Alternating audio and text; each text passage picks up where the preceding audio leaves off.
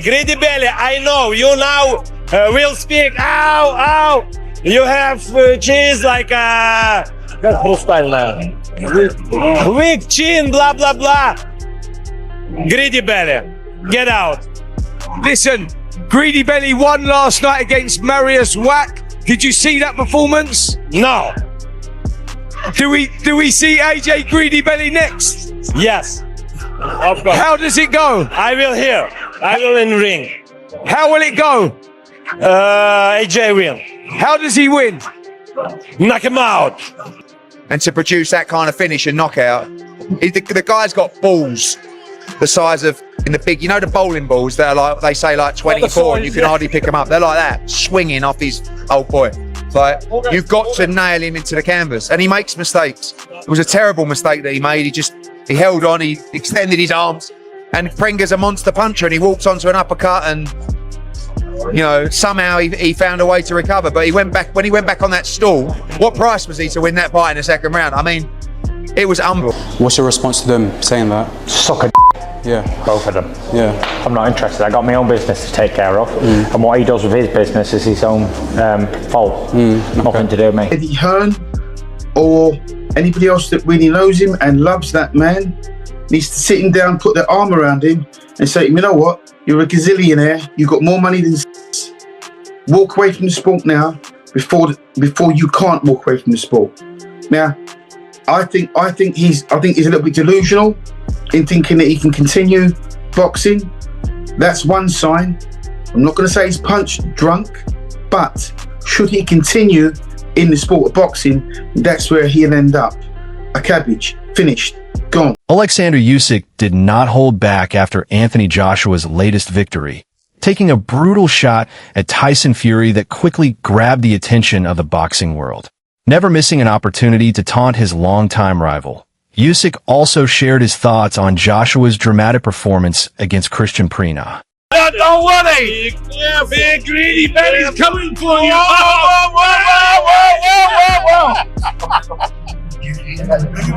Yes.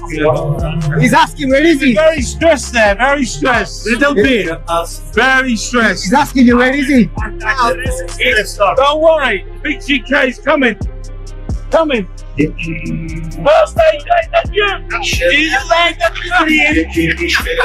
Usyk admitted the fight exposed one of Joshua's biggest weaknesses. After being dropped early, questions once again surfaced about whether Joshua's chin can still survive against the heavyweight division's biggest punchers. Undisputed. And Alexander, is that for Anthony Joshua? And Anthony Joshua is next undisputed champion. Anthony Joshua's next undisputed champion. Tell me, what was you thinking when he went down in the first round? First round, it's test, but AJ back. Yeah, it's boxing, you know. It's boxing, like uppercut, good. It's a knockdown. Yeah, AJ back and win. But the second knockdown, and I'm close to AJ, I was even worried. Greedy belly. I know you now will speak. Ow, ow. You have cheese like a weak chin, blah blah blah. Joshua, however, saw things differently. He said the first-round knockdown helped him understand Prenga's speed and power much earlier than expected. I want to be sensitive around how he was going to come back after the car crash. I mean, again, 2 of his friends died. Mentally, that's a mind f***, and it's a horrible situation. He should never have to go through anything like this, let alone return to boxing. I said I'd have been just as fine if AJ retired after that car crash because he doesn't need to prove anything to anyone. But if he is going to come back, and he did, and we're talking about a Tyson Fury and AJ fight, but both guys have to fight before they get there, then we do have to be able to criticize his performance in the ring. Not him as a person. Yes, you can put the qualifiers in there. Instead of focusing on being dropped, Joshua insisted the real story was how he recovered, adjusted, and took control to win the fight. You know, I think he's got something there. He's got something there. He's got a good bunch of support. And strong. He was strong. He caught me with a nice uppercut early on. And I was like, God damn. Alright, weather the storm, kick the dirt off my shoulder and get the ball rolling again, really. But yeah, credit to him, you know, give our opponents the respect they deserve. And we're still here, man. Even Eddie Hearn admitted there was a moment when he feared Joshua's career might be over after the opening round scare. But Hearn praised Joshua's courage, composure, and determination to bounce back and finish the job. Too early.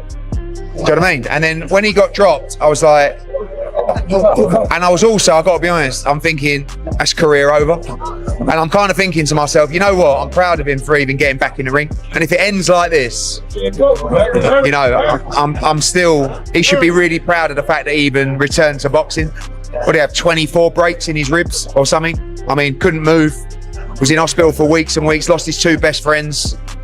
To even be in the ring was incredible, but to come back from that and to produce that kind of finish and knockout, the guy's got balls. Despite the criticism, Joshua remains full of confidence. He believes Prenga forced him to raise his level immediately and says the performance convinced him he still has the power to knock Tyson Fury out if they finally meet. Envision it though? Yeah, now after today I've learned a lot. I know what I can do now. Well, I've always known, but I know I can do it. I know, I'm not wasting no time. I'm coming for it all. With the long-awaited Fury showdown looking closer than ever, Joshua's performance has divided opinion across the boxing world. Johnny Nelson believes the knockdown exposed the same defensive weaknesses that have troubled Joshua throughout his career.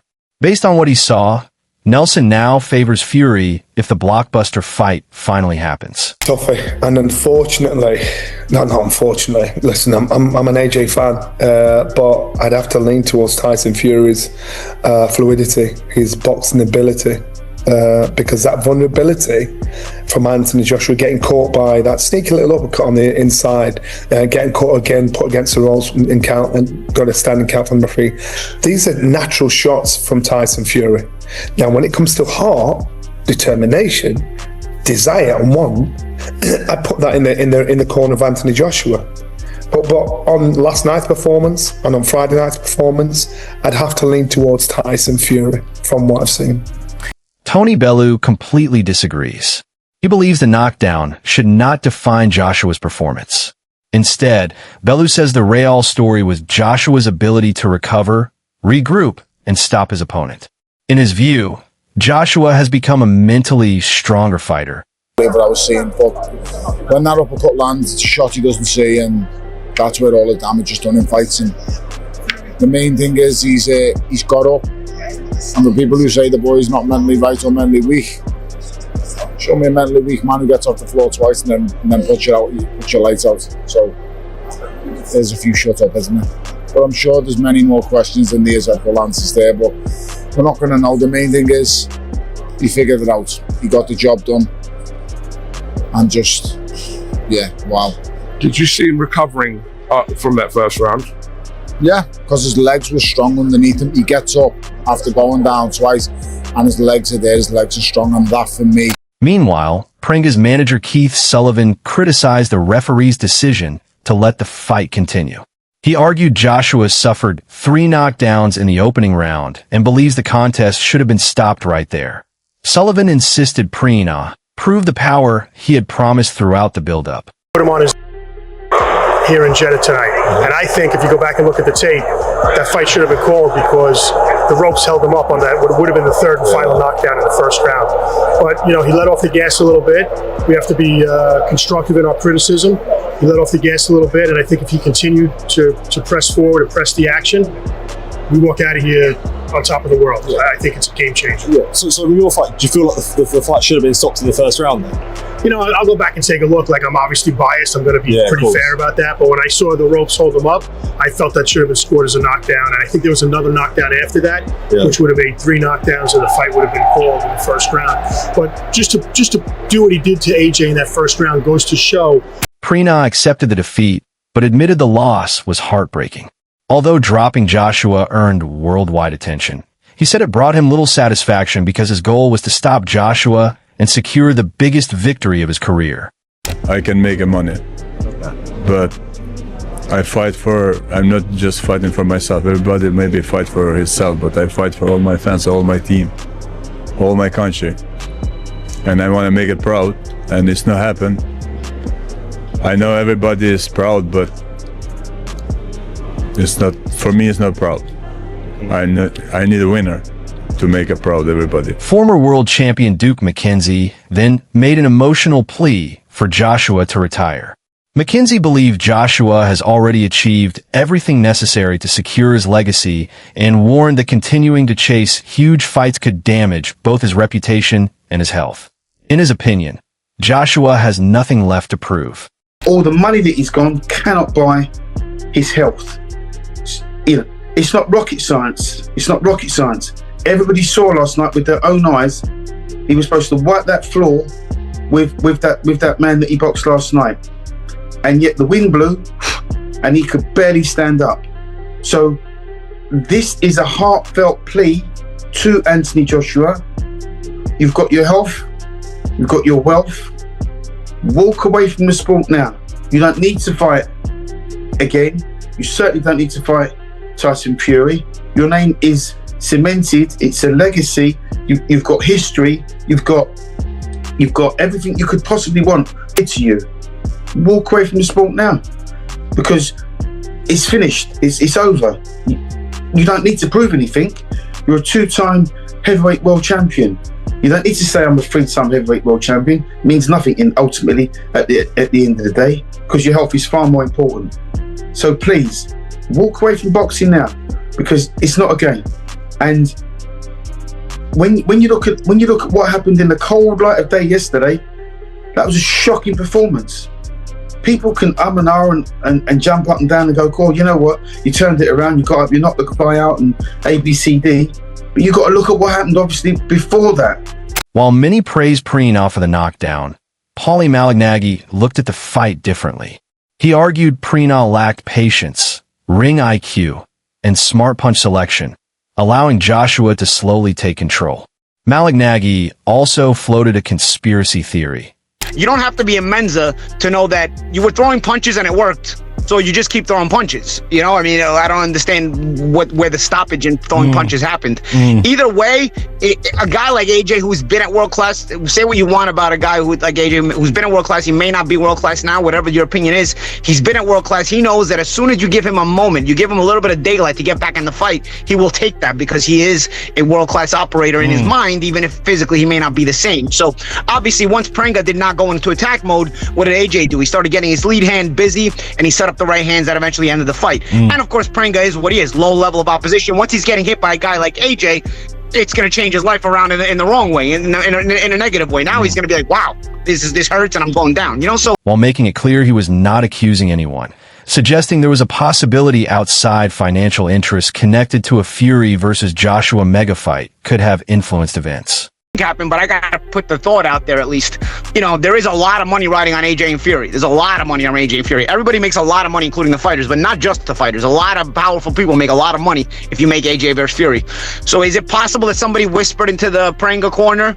Is it? I'm just giving a conspiracy theory to you. Don't shoot the messenger. Don't shoot the messenger. This is what we want to hear, Paulie. This is what we want to hear. It's funny. These things sound outlandish until they come to light. If sometimes you get caught and it comes to light. I'm not saying this is what happened, but from the way it looked, possibly somebody went into the Prenga corner and said, "Hey, man, listen, you've never made any real money in your life. You know, if you." Simon Jordan added more controversy by questioning the dramatic change in the fight after the first round. He suggested on social media that something did not look right and hinted bigger financial interests may have been involved. Matchroom Boxing CEO Frank Smith immediately rejected those claims, calling them bizarre and completely unacceptable. Smith challenged Jordan to explain his comments publicly and insisted allegations of fight fixing should never be made without evidence. Jordan was hinting at a potential fix. I don't know if you've seen the tweet. What did you get out of that? Yeah, I'm struggling to really understand it fully. Yeah, I mean, Simon does talk some waffle, doesn't he? So there's no difference here. I mean, it is quite a wild accusation, if that's what he's suggesting. And I even reading. Do you think that's what he's suggesting? I mean, it's hard to read it any differently. But reading all the comments, everyone seems to say the same thing. Shut up, Simon. You know, what a wally. But I'm sure he'll explain himself in his radio show. Is that something you guys can take action over? That's quite a serious allegation in a professional if sporting he doubles event. down and says he You know, I don't know. Look, again, it's Simon Jordan, isn't it? He's the king of being divisive. Joshua's performance continued to divide opinion. Trainer Dave Coldwell praised Joshua's fighting spirit and punching power, but admitted he was worried about his punch resistance. Coldwell believes Joshua no longer absorbs clean shots the way he once did, and says that could become a serious problem against elite heavyweight opponents. You know, it can have those sort of effects. But having said that, it wasn't like just a flash knockdown in the fact that he goes down, gets up, and his legs are fine, and he carries on. We've seen those kind of knockdowns.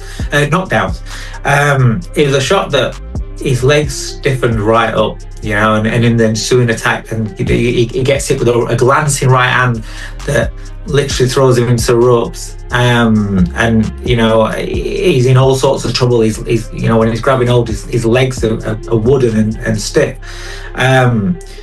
I just don't think there's... Coldwell also pointed to Joshua's reaction after the knockdown, arguing it showed signs that he is no longer the same fighter who once stood up to some of boxing's hardest punchers. It's not... AJ has fought bigger punchers than Prenga, and he's beaten bigger punchers than Prenga. He's beaten better fighters than Prenga. And if he's had to, he's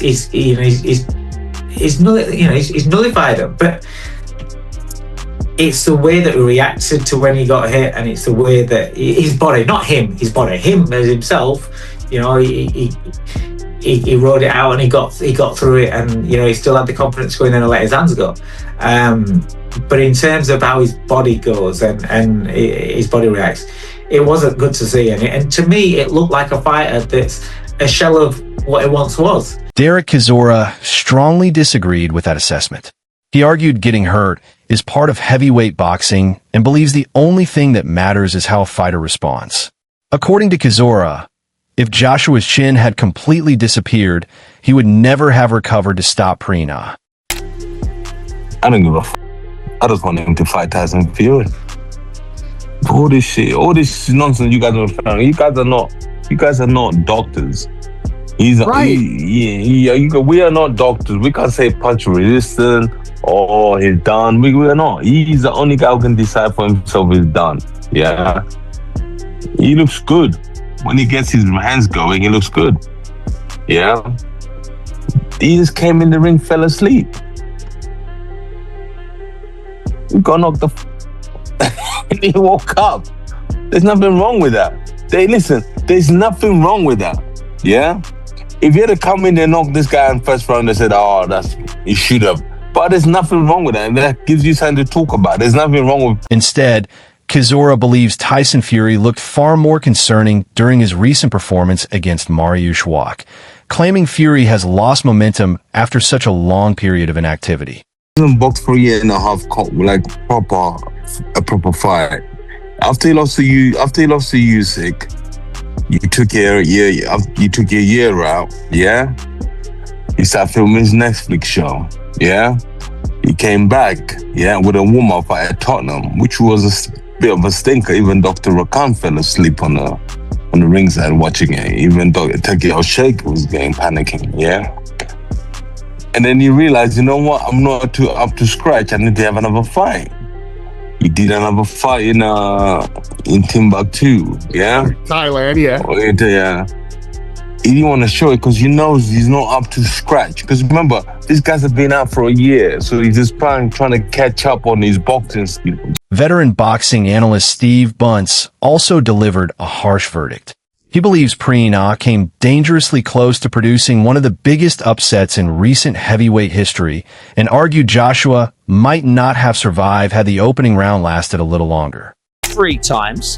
The rope saved him once, definitely, and then he touches down again when he gets clipped high on the head. He falls forward, touches the ground. That's a knockdown. Don't have to be sprawled out on your back. So it's 2 knockdowns, but it could have been 3 because the ropes definitely saved him. But more than that, he was out on his feet. He was reeling. He was hurt. He was in desperate trouble. He was half a shot away from being stopped in the opening round by a man who none of us gave even a puncher's chance. Let's get it right. We built up Christian Prenga's 20 knockout wins. Joshua's latest performance has created even bigger questions about his future, while making the debate over Tyson Fury even more intense. Was this fight a warning that Joshua is declining? Or did it prove he still has the heart of a champion? Let us know your prediction in the comments, and subscribe for more boxing news, breaking updates, and the biggest heavyweight stories.